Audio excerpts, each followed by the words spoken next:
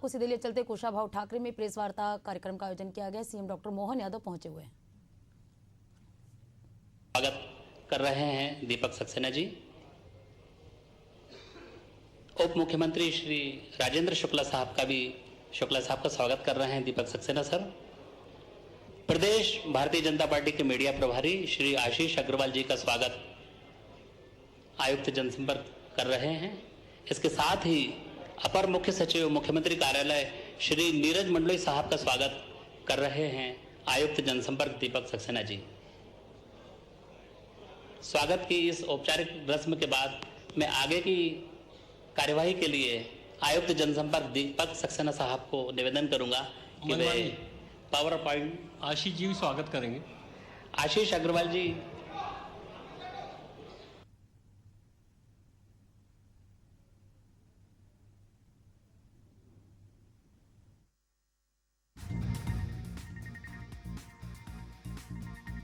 भोपाल से इस तस्वीर आप देख रहे हैं। मोहन सरकार के 2 साल पूरे होने के अवसर पर प्रेस कॉन्फ्रेंस का आयोजन किया गया है।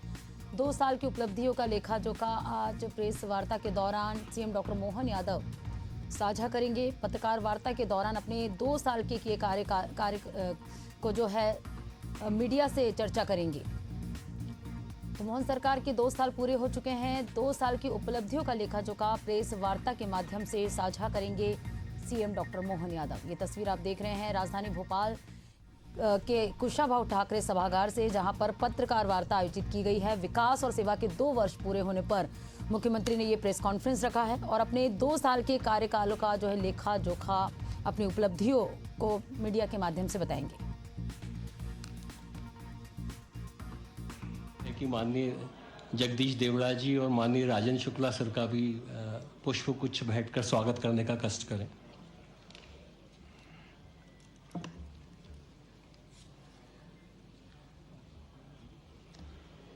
बहुत बहुत धन्यवाद। आज की विकास और सेवा के इस 2 साल पूरे होने पर आयोजित पत्रकार वार्ता में आप सभी का हार्दिक स्वागत है।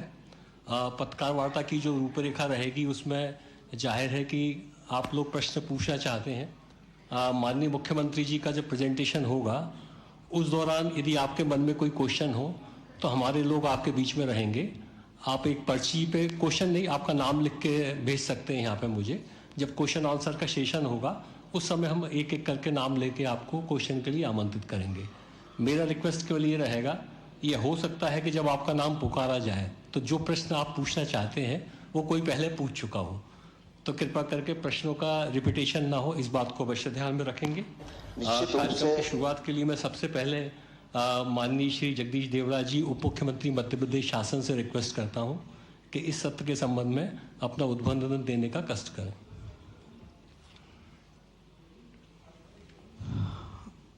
आज की इस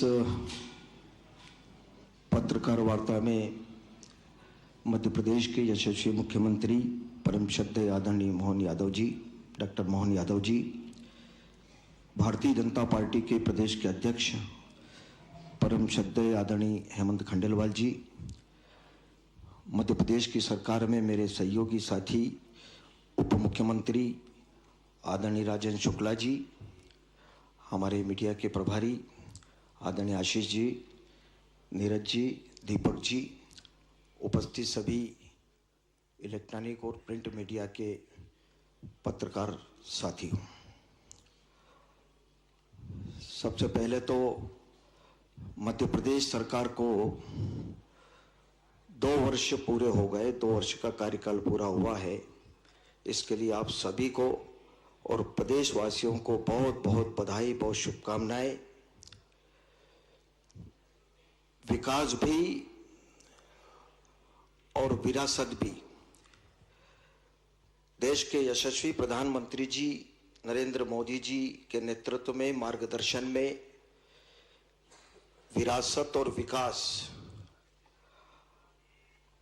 सबका साथ सबका विकास, इस परिकल्पना को पूरा करने का संकल्प मध्य प्रदेश के डॉक्टर मोहन यादव जी की सरकार ने दृढ़ संकल्पित है।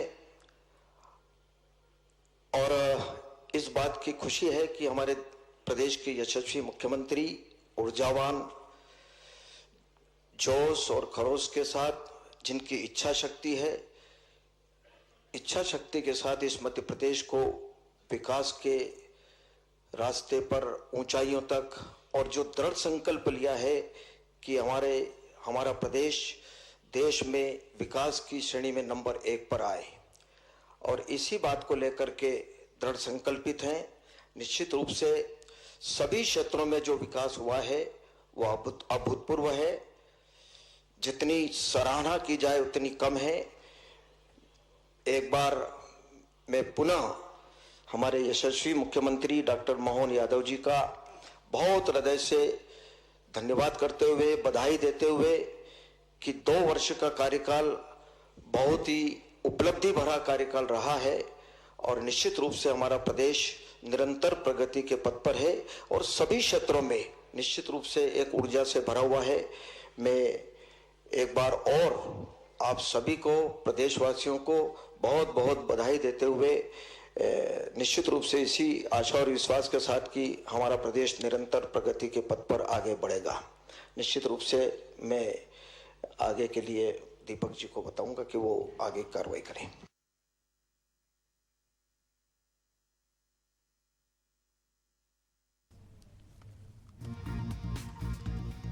भोपाल से ये तस्वीर आप देख रहे हैं। CM doctor Mohan Yadav press वार्ता आयोजित किया गया है, कार्यक्रम में पहुंचे हुए हैं। कुशाभाऊ ठाकरे सभागार में पत्रकार वार्ता आयोजित की गई है। विकास और सेवा के 2 वर्ष पूर्ण होने पर मुख्यमंत्री प्रेस वार्ता को संबोधित करेंगे। मोहन सरकार के 2 साल बेमिसाल, 2 साल की उपलब्धियों का लेखा जोखा मीडिया के सामने रखेंगे। मीडिया से रूबरू होंगे, अपने 2 साल के लेखा जोखा, अपनी उपलब्धियों की चर्चा मीडिया से करेंगे। मोहन सरकार के 2 साल पूरे होने पर कुशाभाऊ ठाकरे सभागार से ये तस्वीर आप देख रहे हैं, जहां पत्रकार वार्ता का आयोजन किया गया है। विकास और सेवा के 2 साल के अवसर पर 2 साल की उपलब्धियों का लेखा जोखा बताने के लिए प्रेस वार्ता का आयोजन किया गया है। सरकार के विकास और सेवा के 2 वर्ष इस अवसर पे आयोजित पत्रकार वार्ता में हम सबके आदरणीय हमारे लोकप्रिय मुख्यमंत्री मोहन जी, उप मुख्यमंत्री आदरणीय राजेंद्र जी, आदरणीय देवड़ा जी, नीरज जी, हमारे सीपीआर महोदय, आशीष जी और यहाँ उपस्थित सभी पत्रकार बंधुओं का मैं हार्दिक स्वागत और अभिनंदन करता हूँ। आज का दिन हम सब के लिए बड़ा महत्वपूर्ण है, क्योंकि मध्य प्रदेश में भाजपा की मोहन यादव। भोपाल से ये तस्वीर आप देख रहे हैं। विकास और सेवा के 2 वर्ष पूर्ण होने पर मोहन सरकार के 2 साल की उपलब्धियों का लेखा जोखा बताने के लिए पत्रकार वार्ता का आयोजन किया गया है। ये तस्वीर आप भोपाल के कुशाभाऊ ठाकरे सभागार से देख रहे हैं, जहां विकास और सेवा के 2 वर्ष पूर्ण होने पर पत्रकार वार्ता का आयोजन किया गया है। CM doctor Mohan Yadav, deputy CM और प्रदेश अध्यक्ष मौजूद थे इस पत्रकार वार्ता में। ये तस्वीर आप देख रहे हैं। जगदीश देवड़ा और राजेंद्र शुक्ल के साथ हेमंत खंडेलवाल प्रदेश अध्यक्ष भी इस पत्रकार वार्ता में मौजूद हैं। तो ये तस्वीर आप देख रहे हैं। विकास और सेवा के 2 वर्ष पूर्ण होने पर प्रेस वार्ता का आयोजन किया गया है।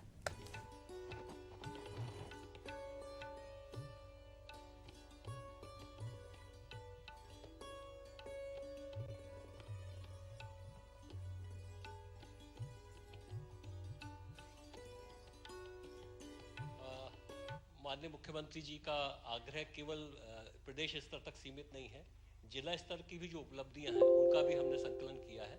जिलों की विकास गाथा के नाम से एक पुस्तक हम आपको समर्पित कर रहे हैं और इसके साथ ही ग्राउंड लेवल पर जो सफलता की कहानियां हैं उससे संबंधित पुस्तक भी विमोचित की जा रही। कृपया उसको लाने का भी कष्ट करें।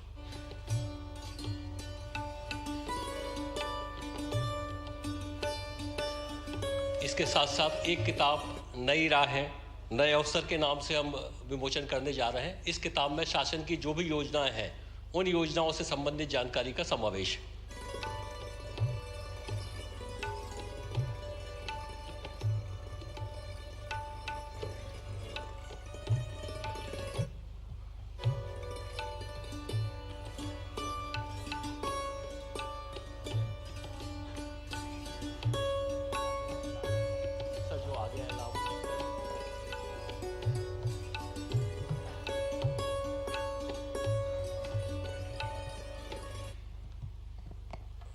अब मैं माननीय मुख्यमंत्री जी से रिक्वेस्ट करूंगा कि अपना उद्बोधन और प्रेजेंटेशन के माध्यम से उचित लगे तो आपको अवगत कराने का कष्ट करें। आप प्रेजेंटेशन लगा दीजिए, शिफ्ट कर दीजिए।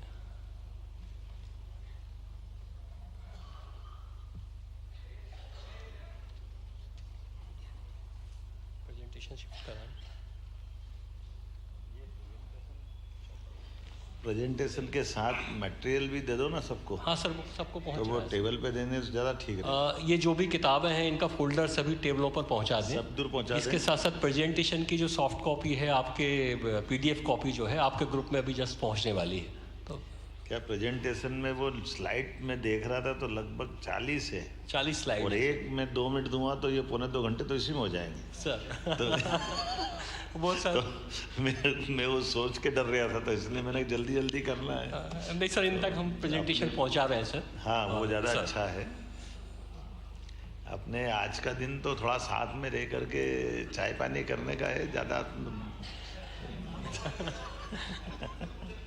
हाँ, मतलब मैं बोल तो संभाल के रहा हूँ, आप समझ रहे हो। थोड़ा थोड़ा बोलने वालने में बच्चे बड़े हो जाते तो तरीके से बोलना पड़ता है, नहीं जैसे घर में अपने को अपनी भी से बात करने में, भोजन सीधा बोल देने में थोड़ा सा तरीका लगा करके। आज की इस प्रेस वार्ता में मित्रों, हमारे बीच माननीय यशस्वी अध्यक्ष श्रीमान हेमंत खंडेलवाल जी, माननीय हमारे उप मुख्यमंत्री श्रीमान जगदीश देवड़ा जी, उप मुख्यमंत्री माननीय राजेंद्र शुक्ला जी, इस अवसर पर ACS नीरज जी, हमारे आशीष अग्रवाल जी मीडिया प्रभारी, हमारे CPR और आप सब। यद्यपि मैं प्रेस वार्ता में कोई नई बात या ऐसी कोई अलग से बात नहीं कर रहा हूँ, ये हमारे आपके सबके साथ बीते हुए 2 वर्ष के जिसके आप भी साक्षी हो, और शासन की योजनाओं में कमोबेश अगर हम कोई किसी वर्ग से बात करें तो सबसे पहले प्रेस के वर्ग से ही रूबरू होना पड़ता है, और प्रेस के माध्यम से वो बातें समाज तक नीचे तक जाती भी है।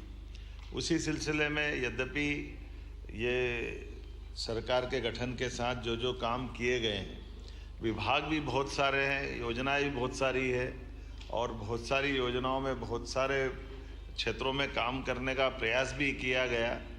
लेकिन काम को करते करते ये बात भी सही है कि समय 2 साल का लगा, लेकिन ये काम भी इतना बड़ा रहता है कि 2 साल भी बहुत, अगर हम पीछे देखो तो बहुत लगते हैं, आगे देखो तो बहुत कम लगते हैं।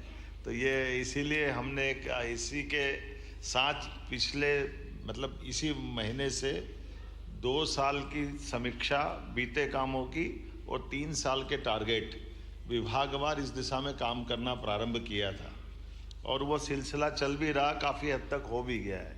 ये थोड़ा नवाचार भी है, क्योंकि आमतौर पर विभाग की समीक्षा बजट के साथ साथ 1 साल में 2 बार विभाग की पर चर्चा आमतौर पर मुख्यमंत्री के साथ होती थी। लेकिन हमने इसमें थोड़ा नवाचार ये जोड़ा कि बीते 2 साल की भी अच्छी बातों को लेकर के सारे माननीय मंत्रीगण अपना प्रेजेंटेशन दे, तो वो एक पूरा 5 साल का हमारा समग्र एक लघु चित्र आंखों के सामने आ जाता है, जहाँ बीते हुए सारे कामों की बात और आने वाले 3 साल में और कैसे उस पर बढ़ा जाएगा। और उसी सिलसिले से जोड़ करके ये विकास और सेवा के 2 वर्ष, यद्यपि यह बात सही है कि यशस्वी प्रधानमंत्री नरेंद्र मोदी जी के शासनकाल में पूरे देश की कार्यपद्धति, काम करने के तरीके, टारगेट, केंद्र का समर्थन, और आज तो और जोरदार चीज़ आ गई है, वैश्विक परिस्थितियां भी आज के समय में भारत के साथ एक अलग प्रकार से जुड़ रही है, और ये जो वर्तमान का दौर चल रहा है उसका तुरंत असर ऊपर नीचे आने का भी पूरा बना हुआ है। लेकिन माननीय प्रधानमंत्री जी ने आपदा में से अवसर निकाल करके जो काम की पद्धति स्थापित की है, उसी का लाभ हम सबको दिखाई भी दे रहा है। अब मैं अपनी बात को कहाँ से शुरू करूँ? हम अपने बीते कल की बात से ही बात आगे बढ़ा लेते हैं। तो ये हम सब देखते हैं कि मध्य प्रदेश के अंदर जो लॉ एंड ऑर्डर को लेकर के सबसे बड़ी प्रॉब्लम थी, हम सब देखते हैं 85 के बाद 87-88 से छोटे छोटे दलम बन करके नक्सलाइट अपना टेरिटरी बनाने लगे, और उस टेरिटरी के बीच में से ये नया अनुभव आया था। हम कभी सोचते नहीं थे आदिवासी अंचल भूला भाला हमारा छत्तीसगढ़ का बेल्ट या मंडला बालाघाट डिंडोरी तक के इस बेल्ट में कभी पहला तो संयुक्त मध्य प्रदेश था, 90 के बाद वो दौर बदला और 2002-3 तक आते आते 2 राज्यों में बदल गया। लेकिन घटनाएं घटने लगी और उसमें क्या क्या हुआ ये दोहराना नहीं चाहूँगा, कल की प्रेस कॉन्फ्रेंस में मैंने बोल दिया उन सारी बातों को। लेकिन 90 से पहली घटना सामने आती है, 88-89 से दल गठन होने लगे और बाद के घटनाक्रम में तो ये हुआ कि 17 पुलिसकर्मियों की 95 में एक तरह से हत्या होती है। ये पहली बार हमारे राज्य में हुआ है कि पूरी की पूरी बस के हमारे सशस्त्र बलों का एक तरह से बहुत भीषण वो नरसंहार जैसा हुआ। बाद में तो उसका परिणति ये भी हुई कि चुने हुए मंत्री के अपने घर से राज्य के मंत्री को बाहर निकाल करके थाने के पास कुल्हाड़ी से हत्या कर दे। ये मध्य प्रदेश में पहली बार ऐसा हुआ था, कभी सोचा ना समझा, लेकिन अपनी सबके आंखों के सामने मध्य प्रदेश का वो इतिहास बना है। राज्य सरकारें क्या होती है, केंद्र सरकार क्या होती है, लेकिन आज़ादी के बाद राज्य और केंद्र की सरकार दोनों जगह एक दल की सरकार थी, कांग्रेस की सरकार थी, केंद्र में भी और राज्य में भी। लेकिन इतनी बड़ी घटना के बाद में भी कोई ठोस रणनीति बने, योजना बने, इसका निराकरण हो। और उसका परिणाम क्या आया कि कई हमारे आदिवासी भाई बहन सहित कई शहरी को, कई राहगीर के किसी का हाथ कट गया, किसी का पैर काट दिया, किसी की बच्चे सहित पूरे परिवार को समानांतर थाने चल रहे हैं, समानांतर कोर्ट चल रही, समानांतर सत्ता चल रही, मंत्रिमंडल का गठन नक्सलाइटों का अपना अलग चल रहा है। ये सब एक तरह से पूरे देश के साथ साथ मध्य प्रदेश के साथ में भी स्थापित हुआ। हमें गर्व है इस बात का कि माननीय प्रधानमंत्री ने तय किया और माननीय गृह मंत्री जी ने लगातार ध्यान दे करके, जो 35-37 साल पुरानी एक चुनौती थी 2-4 साल के समय में, और अब तो डेडलाइन डिसाइड की। सच में जब उनने डेडलाइन डिसाइड की कि मार्च 2026 तक नक्सल वाली मूवमेंट समाप्त कर देंगे, तो मैं भी थोड़ा चौंक गया था कि कहीं ऐसा तो नहीं। मैंने गृह मंत्री जी से निवेदन भी किया, हमने कहा नहीं बिल्कुल चिंता मत करो, ये समय सीमा में हो जाएगा।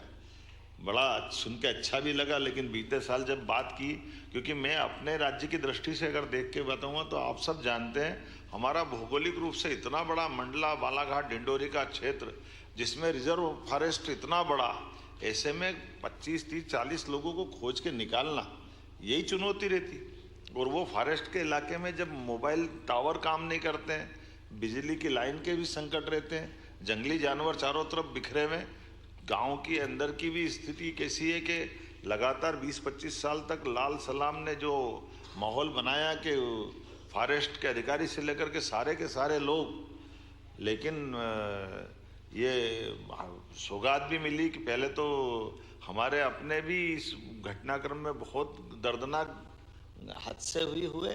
बीते साल जिस आशीष शर्मा को हमने प्रमोट करके टीआई बनाया, कुछ समय पहले उनकी बलिदान भी हुआ।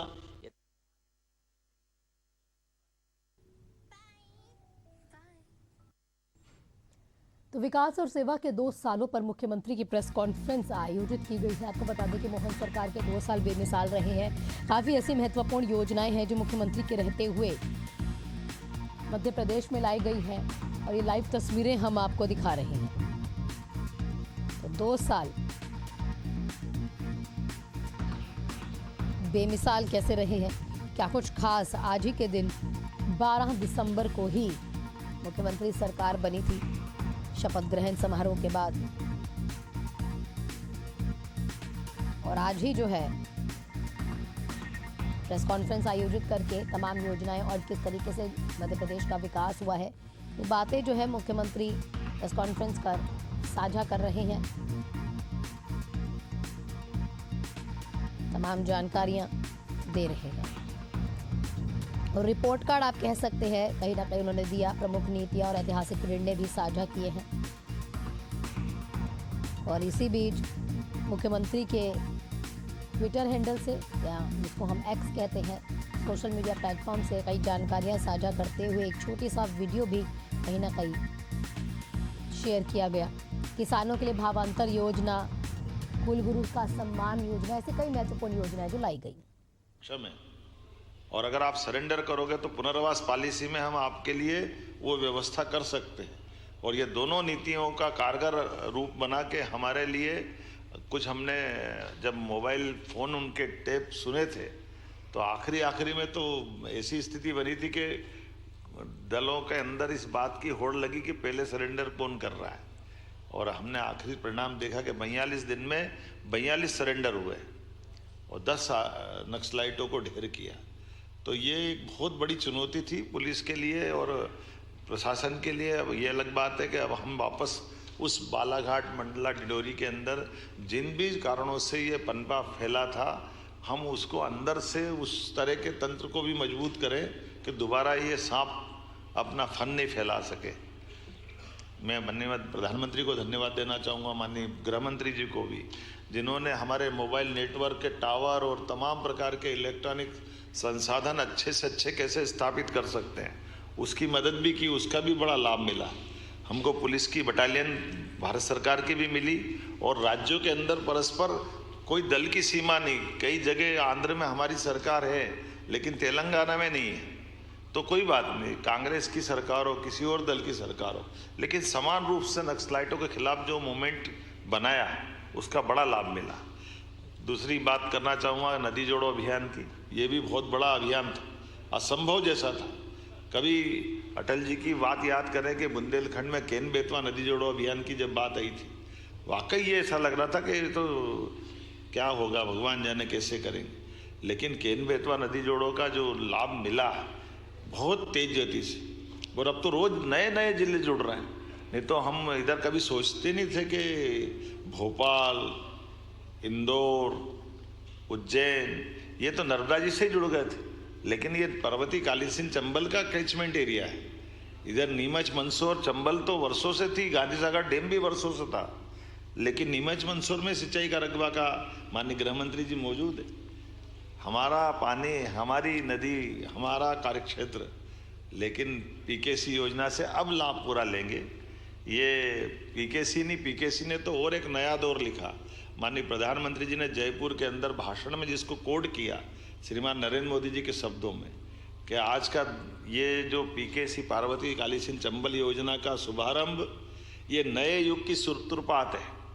जब दो राज्यों के बीच सालों से झगड़े चलते हैं हाई कोर्ट, सुप्रीम कोर्ट में, और कई बार तो हिंसक घटनाएं हुई दक्षिण के राज्यों में, लेकिन परस्पर सौहार्दता के बलबूते पर राजस्थान में भी पानी पहुंचेगा, मध्य प्रदेश भी पानी लेगा, और हमारे इस क्षेत्र के अंदर पीने के पानी की, सिंचाई की, उद्योगों की रचनाओं को पानी के माध्यम से डेवलपमेंट करने की पूरी फ्रीडम मिल रही।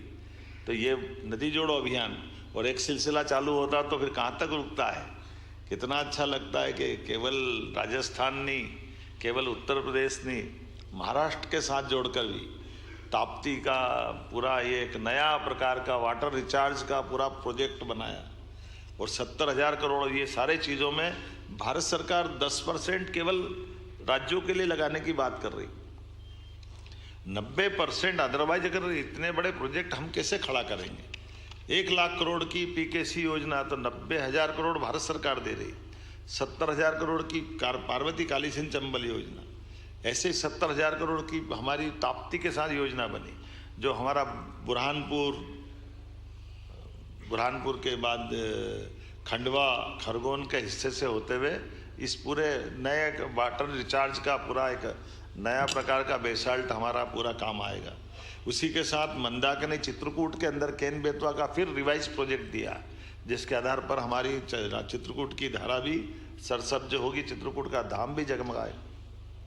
ये पार्वती कालीसिंध चंबल योजना, और उसमें और नवाचार कैसे हुए, जल की रचनाओं पे भी जब ध्यान जाता तो आमतौर पर तीर्थ की रचना नदी माताओं के माध्यम से होती है।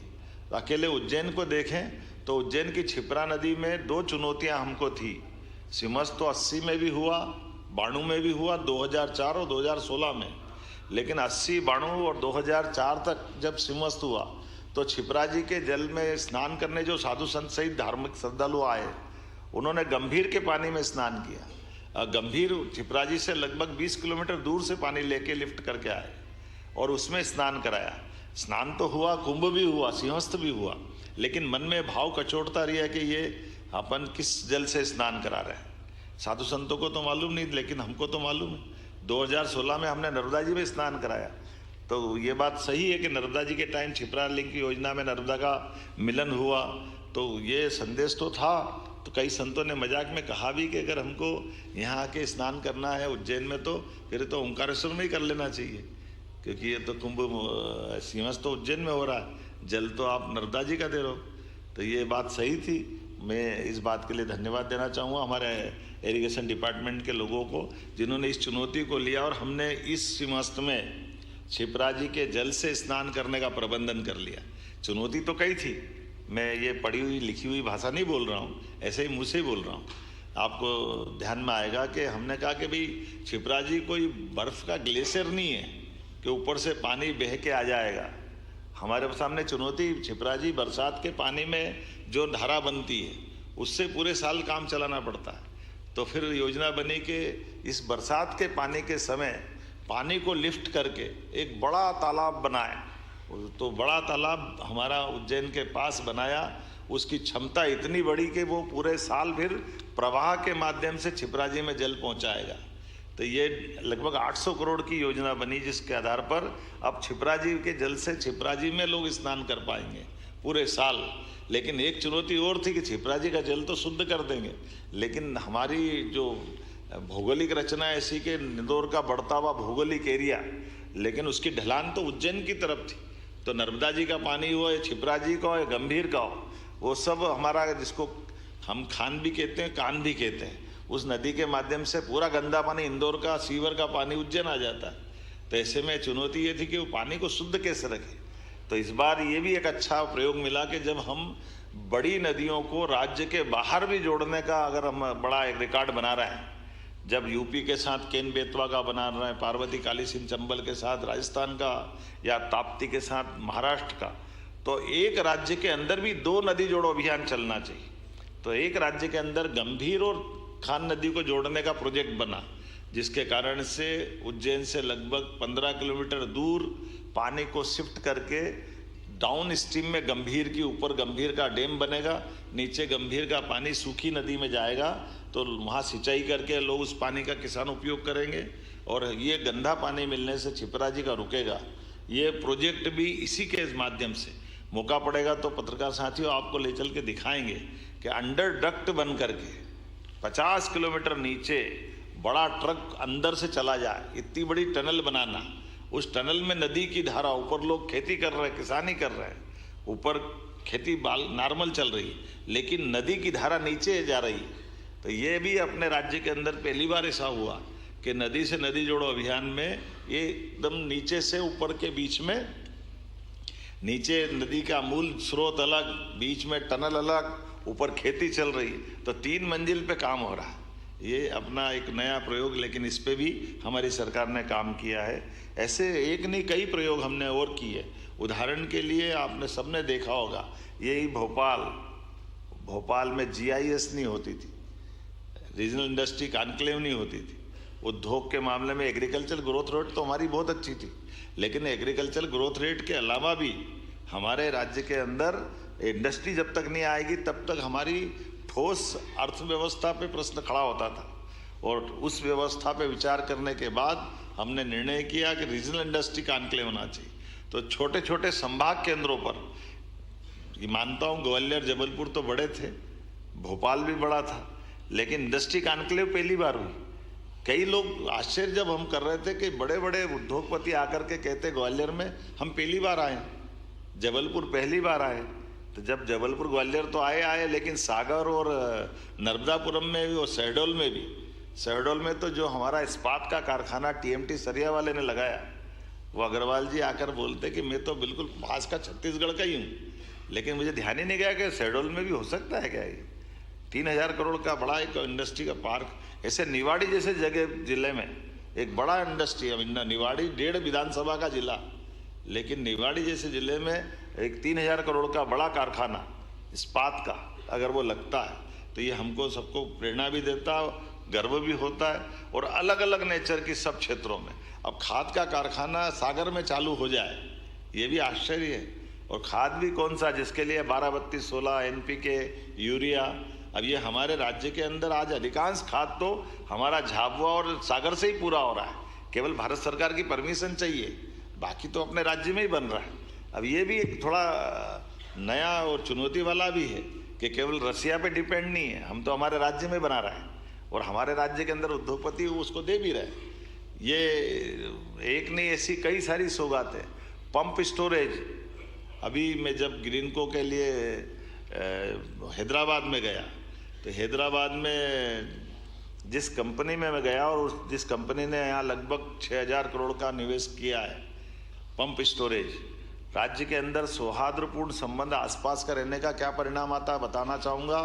ये देश का नहीं, दुनिया का सबसे बड़ा पंप स्टोरेज हाइडल पावर हमारा बना है नीमच में। माननीय गृह मंत्री जी, आपने माननीय उप मुख्यमंत्री जी है, उसके अंदर उन्होंने खुद ने कहा कि ये इससे पहले हमारा दक्षिण में हैदराबाद के पास बनाया था, तो 4 साल लगे थे हमको बनाने के, और अगर ये विदेश में बनता है तो ये 8-10 साल में सारी परमिशन लेके होता है। लेकिन मध्य प्रदेश में 2 साल से भी कम समय में हो गया। उसमें से मैं ही भूल गया, एक तो उन्होंने मेरे को धन्यवाद दे रहे थे, तो मैंने कहा मेरा क्या रोल है?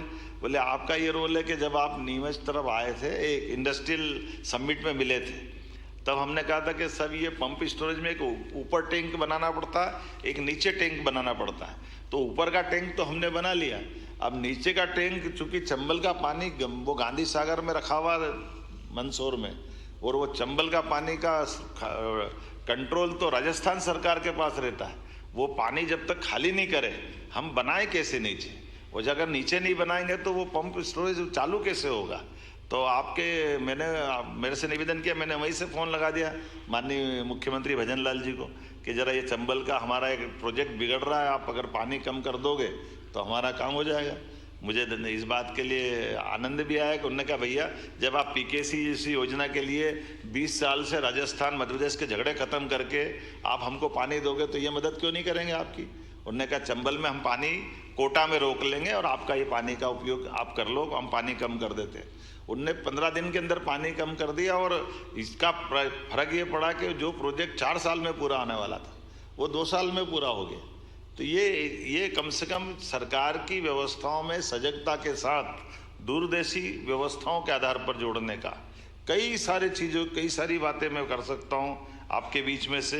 ऐसी बहुत सारी बातें हैं, जैसे PM मित्र पार्क, ये 7 पार्क हमारे भारत सरकार के माध्यम से सालों पहले मिले थे, जिसके आधार पर कपास तो हमारे यहाँ होता है, लेकिन कोयम्बटूर जब गया तो उन्होंने कहा कपास, बोले आपके यहाँ से आता मध्य प्रदेश से।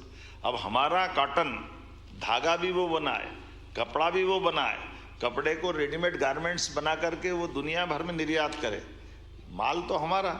तो हमने कहा ये हमारा कॉटन, हमारे यहाँ क्यों धागा नहीं बन रहा? तो उन्होंने बताया आपके यहाँ पहले चलती थी बहुत सारी इंडस्ट्रियाँ, मिल इंडस्ट्रियाँ, इंदौर, उज्जैन, रतलाम, ग्वालियर, धीरे धीरे टेक्नोलॉजी पुरानी हो गई तो बनना बंद हो गई। हमने कहा नहीं, ये तो हम वापस शुरू कराएंगे। तो PM मित्र पार्क, माननीय प्रधानमंत्री जी को धन्यवाद कि अपने जन्मदिवस के अवसर पर 7 PM मित्र पार्क में सबसे पहले हमारा PM मित्र पार्क का उनने न केवल भूमि पूजन किया, बल्कि उसी दिन हमने भूमि आवंटन भी कर दिया। केवल इतना ही नहीं, अभी मैं आपसे आ रहा था तो आते आते भंडारी मेडिकल कॉलेज वालों का फ़ोन आया। उनने कहा कि आपकी वो 2 साल की उपलब्धि, तो मैं कल विज्ञापन छापूंगा, आप बता देना। मैंने कहा आपकी क्या बात? अरे बोले मैं आपको केवल मेरी साइक्लोट्रॉन की जो इंडस्ट्री के बारे में आपको बताना चाह रहा हूँ, जो विक्रम उद्योगपुरी में हमने लगाई। बोले जर्मन के आधार पर, जर्मन के विद्वान और वैज्ञानिक और वहाँ के सारे लोगों के साइक्लोट्रॉन की इंडस्ट्री के लिए हमको ज़मीन 2 दिन में तो ज़मीन मिल गई, 10 दिन के अंदर हाईटेंशन लाइन बिजली विभाग ने खड़ी कर दी। और हमारे पास जो जर्मन के वैज्ञानिक और लेबर लाए थे, जिनके भरोसे से वो हमको उत्पादन करना था, बोले वो आबो हवा इतनी अच्छी लगी और इतना सरलता से काम हो गया कि वो गए ही नहीं, और अभी साल भी पूरा नहीं और हमने वो उत्पादन चालू कर दिया। तो अब हमारे देश को साइक्लोट्रॉन का बहुत बड़ा लाभ अपने इस इंडस्ट्री डिपार्टमेंट से मिल गया कि आज वो जो दवाई उनकी है, उनका कहना वो दवाई 10 गुना सस्ती है, आज वो पूरे देश में उपलब्ध कराएंगे। उसकी अपनी एक शर्त रहती है कि वो 8 या 10 घंटे में उपयोग करे। इसीलिए वो आप देश में मध्य प्रदेश मध्य में है तो यहाँ से ट्रांसपोर्टेशन बहुत सरल पड़ेगा, अदरवाइज वो फिर खराब हो जाती। तो वो जो चीज़ 2 रुपये की है वो 2 पैसे की भी किसी काम की नहीं रहती।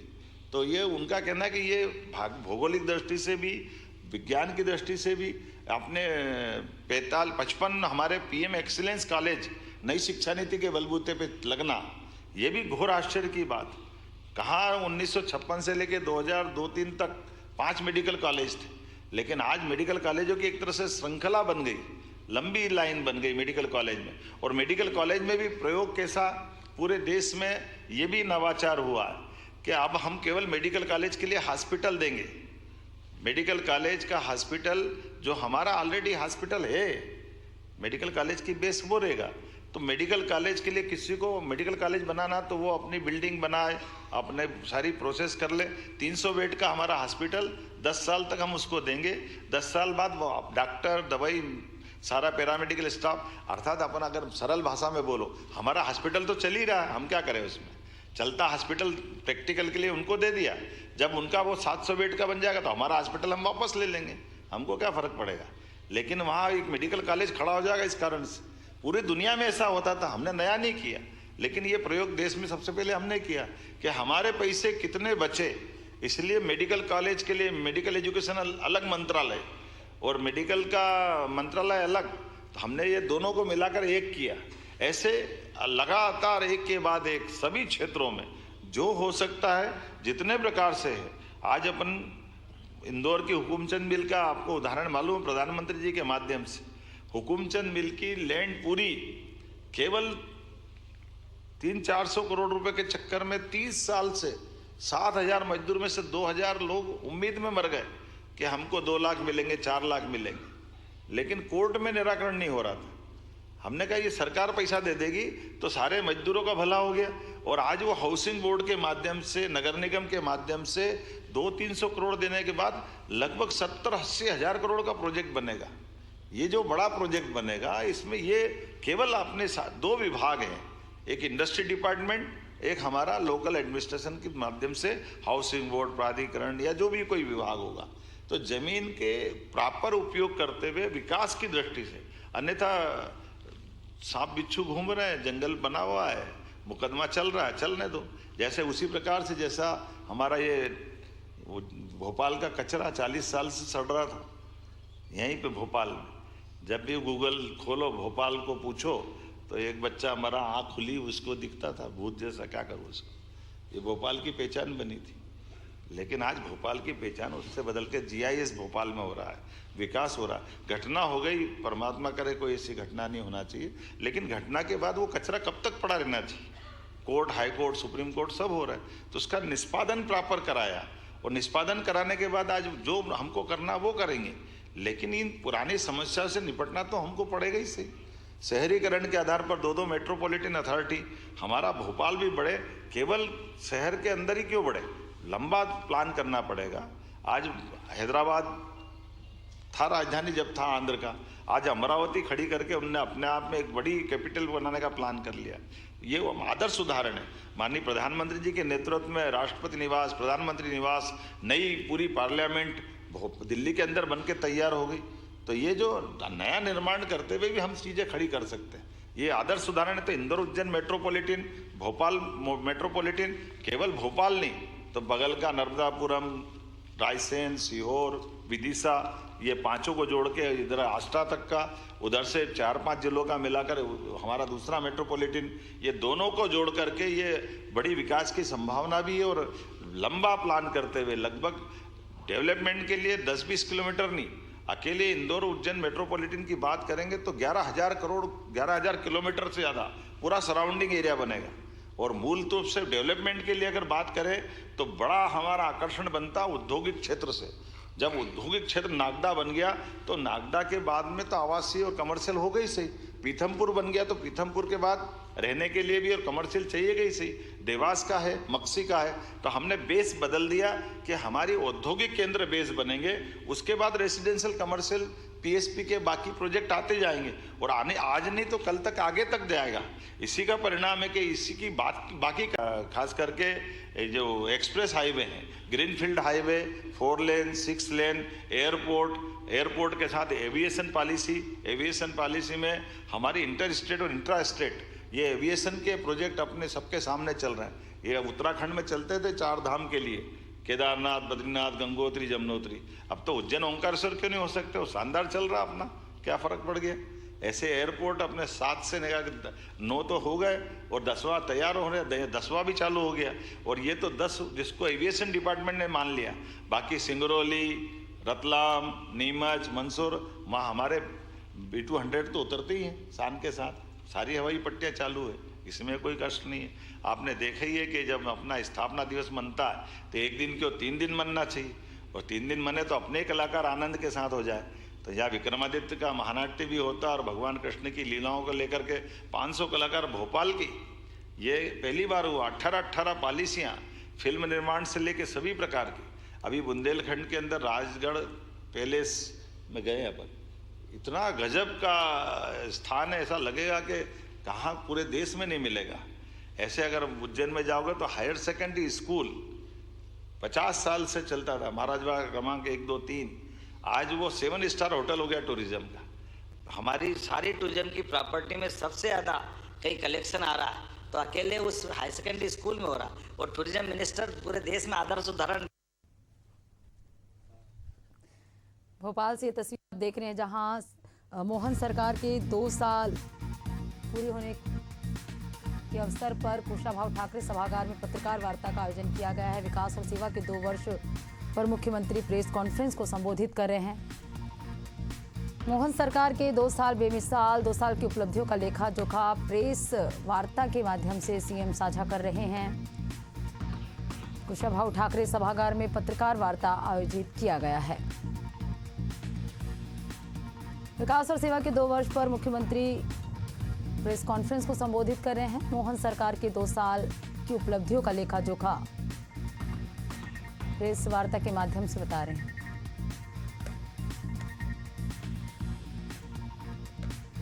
तो भोपाल से ये तस्वीर आप देख रहे हैं जहां CM doctor Mohan Yadav press वार्ता को संबोधित कर रहे हैं।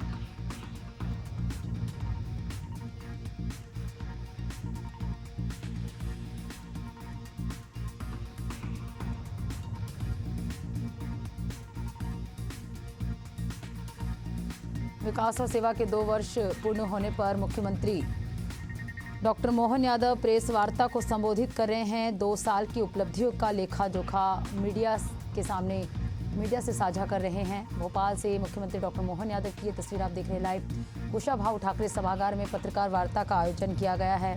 विकास और सेवा के 2 वर्ष पर मुख्यमंत्री प्रेस वार्ता को संबोधित कर रहे हैं। मोहन सरकार के 2 साल के अवसर पर प्रेस वार्ता का आयोजन किया गया है।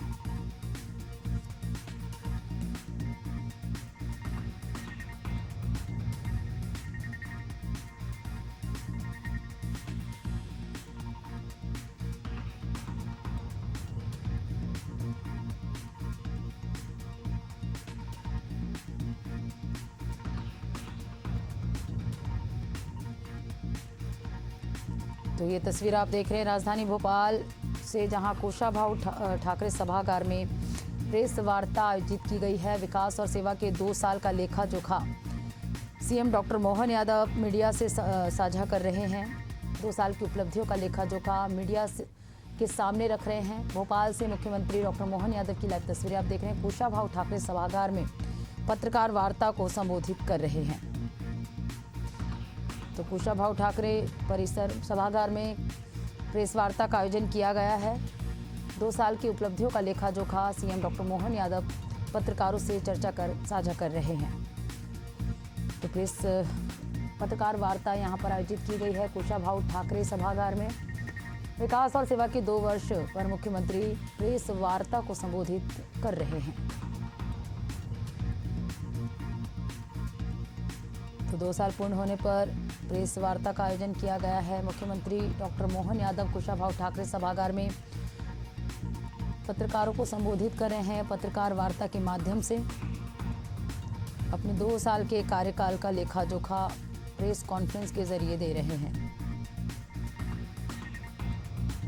तो 2 साल की उपलब्धियों को सीएम डॉक्टर मोहन यादव बता रहे हैं।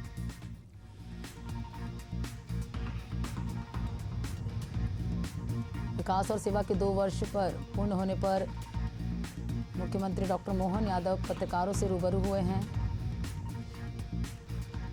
2 साल की उपलब्धियों का लेखा जोखा पत्रकार वार्ता में साझा कर रहे हैं। कुशाभाऊ ठाकरे सभागार में आयोजित पत्रकार वार्ता की तस्वीर आप देख रहे हैं, जहां विकास और सेवा के 2 वर्ष पूर्ण होने पर मुख्यमंत्री डॉक्टर मोहन यादव पत्रकार वार्ता को संबोधित कर रहे हैं।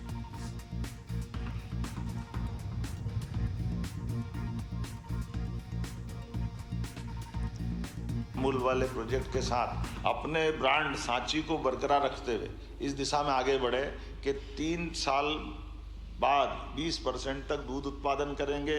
गोमाता के लिए भी पर्याप्त रूप से हमारी योजनाओं में 25 गोमाता अगर लेके आएगा या दूध उत्पादन की इकाई खड़ी करेगा तो 10 लाख सरकार देगी।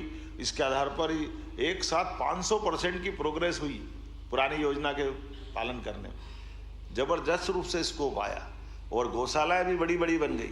नगर निगम के अंदर ये खिड़क की कल्पना खत्म करते हुए हमने गौशालाओं के लिए संधारण के लिए भी 20 के बजाय 40 रुपये प्रति गोमाता और उससे बड़ी 20 अलग से गौशालाएं जो 5,000 से लेके 10,000 20,000 की गौ माता के साथ। और पूरे देश के लोग आप आ रहे हैं क्योंकि प्राकृतिक खाद से लेकर कई सारी संभावना है। तो बड़ी बड़ी गौशाला उसको हम अपने उनके लिए 30% वो दूध उत्पादन भी कर सकेंगे। वो गौमाता को रखने के साथ हम जो अनुदान देते हैं वो अनुदान भी उनको देंगे। 125 एकड़ भूमि भी देने वाले हैं। एक तरह से ये ठोस निर्णय कर रहे हैं जिसके बलबूते पर बड़े पैमाने पर देश भर के लोग आकर्षित हो रहे हैं। तो ये गौमूत्र से, गोबर से, बाकी चीज़ों से वो अपने इस गौशाला को कैसे सफल सक्षम बनाए, इसका आदर्श मॉडल हमारा बीच बना है। ऐसे ही अपनी शिक्षा के क्षेत्र में खास करके हमारे इंजीनियरिंग कॉलेज के कैंपस के अंदर IT पार्क बनाने का निर्णय पहली बार हुआ। बच्चा वहीं पढ़े, वहीं रोजगार भी मिल जाए।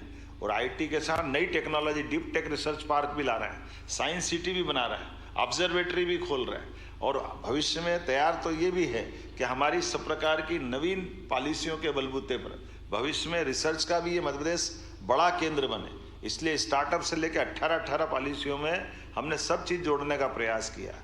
ऊर्जा की बात मैंने कर दी, सिंचाई की कर दी, आधुनिक विकास की कर दी, बदलती ग्रामीण अर्थव्यवस्था की कर दी, PM विकास खास करके गाँवों के अंदर वृंदावन गाँव की बात मैंने आपके सामने की है। अधोसंरचनाओं को लेकर के भी हमारे बीच ई-बस भी भविष्य में हम प्रारंभ करने वाले हैं, जो कि हमारी पुरानी कठिनाई थी जब हमने कई प्रकार से दूसरी रचना खड़ी करी। गरीब उत्थान के लिए भी सरकार के माध्यम से आपको केवल जानकारी के लिए बताना चाहूँगा, हमने बजट को भी 5 साल में डबल करने का जो टारगेट लिया है। 11,000 रुपये प्रति व्यक्ति आई थी 2002-03 तक। जब हमारी सरकार बनी तो 1,42,000 रुपया आई प्रति व्यक्ति हुई। आज की स्थिति में 1,54,000 रुपये प्रति व्यक्ति 2 साल के अंदर हमने ये आई बढ़ाई है। ये उसी प्रकार से जिस प्रकार से हमने गेहूं से लगा करके सभी राशियों में एक एक करके जो बोनस की बात कही थी हमारे संकल्प पत्रों की पूर्ति में कि हाँ हम 2700 रुपये क्विंटल तक गेहूं का दाम करा देंगे, तो आज की स्थिति में 2585 तो उनका हुआ। गए साल ही हमने 2600 रुपये क्विंटल गेहूं खरीदना प्रारंभ कर दिया था। भावांतर योजना का लाभ तो आपके सबके सामने है। भावांतर पे कितने सारे प्रश्न हुए थे, लेकिन प्रति क्विंटल 500 रुपये के आसपास भाव भी भारत सरकार ने बढ़ाया और हमने किसानों को वो दाम दिलाने के लिए वो प्रबंधन किए हैं कि भावांतर से लेकर के सभी क्षेत्रों में सरकार समान रूप से भुगतान भी करती जाएगी। 1,000 रुपया प्रति व्यक्ति प्रति बहन लाडली बहना योजना से प्रारंभ हुई योजना, जो 2023 जून से प्रारंभ हुई थी, दिसंबर में हमारी सरकार बन गई। तो 2024 में हमने 250 रुपये बढ़ाए, 2025 में 250 बढ़ाए, आज की स्थिति में 1,500 रुपये प्रति लाडली बहना, जिसके आधार पर लगभग 1,850 रुपये पर महीने हम निर्बाध गति से दे रहे हैं। ये हमारी सरकार की गति है। उम्मीद कर रहे हैं कि हम आने वाले समय में इस योजना के बलबूते पर नारी सशक्तिकरण की इस महती योजना में और बड़ी भूमिका अदा करेंगे, जिसके आधार पर जो हमारा कमिटमेंट है वो हम सब पूरा करते जाएंगे। बोलने के लिए तो बहुत कुछ है, मैं बहुत देर तक बोल सकता हूँ, लेकिन मुझे लगता है आप भी थक गए होंगे। टूरिज्म के कई सारी चीज़ें ऐसी है, चाय पानी भी पिला नहीं रहो तुम, बहुत देर हो गई, जरा कुछ खिला पिलाओ भाई, जरा बात भी कर लें। ये तो अपनी कहानी तो चलती रहेगी। मुझे लगता है कि आपसे बात करूं, कभी मैं इधर देख रहा था, कभी इधर देख रहा था कि पत्रकार वार्ता भी चल रही है, पर हमारी चर्चा भी चल रही है। मैं आप सबका पुनः वंदन करता हूं, अभिनंदन करता हूं। और ये मैटर के अलावा भी कोई बातचीत होगी तो आपसे ज़रूर सुनेंगे। मुझे लगता है कि CPR साहब आपकी भूमिका चालू हो जाना चाहिए। Thank you sir, thank you very much sir. कुछ जो स्लिप्स आई हैं उसके आधार पर मैं आमंत्रित कर रहा हूँ। ये वरीयता या उसके हिसाब से नहीं है, जिस हिसाब से आया है उस हिसाब से मैं नाम लेता जा रहा हूँ। हरि भूमि से श्री हरि अग्रहरि जी, माइक पहुँचाइए। पीछे है वो, पंकज जी पीछे है वो।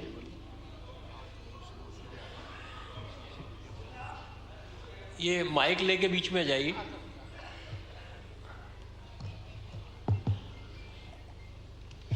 मेरा एक CM साहब से एक सवाल है कि आपने नक्सलियों के खिलाफ अभियान चला करके एक सफाया कर दिया, अब कौन सा सफाया करने वाले हैं या कौन सा अभियान चला? काय का चाहिए?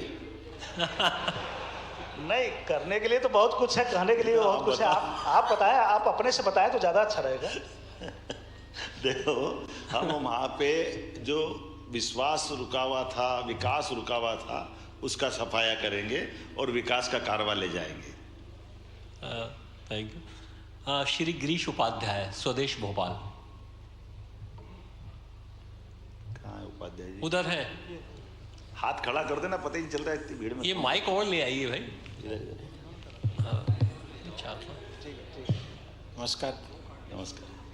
ये आपने नक्सली वाला तो जिक्र किया, लेकिन इसके एक समस्या समाप्त हो रही है और एक दूसरी समस्या से मध्य प्रदेश गिरफ्त में आता जा रहा है, जो नशे के कारोबार वाली है।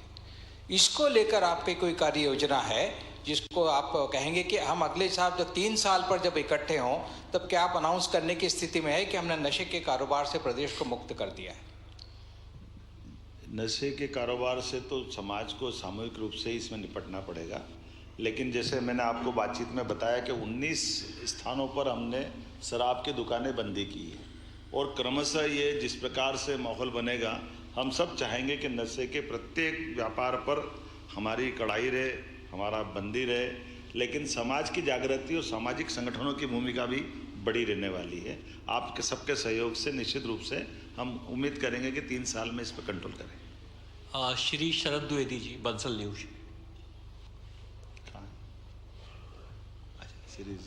शरद जी बोले, शिरीष जी बोले?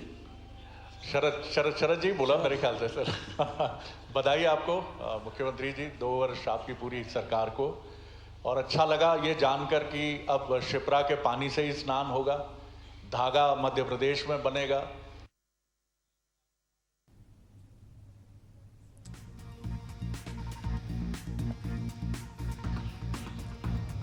ये तस्वीर आप भोपाल से देख रहे हैं, जहां प्रेस वार्ता को संबोधित कर रहे हैं CM डॉक्टर मोहन यादव। 2 साल के कार्यकाल का लेखा जोखा, अपनी उपलब्धियों को प्रेस वार्ता के माध्यम से साझा कर रहे हैं। मीडिया से रूबरू CM डॉक्टर मोहन यादव हुए हैं, 2 साल की उपलब्धियों का लेखा जोखा बता रहे हैं।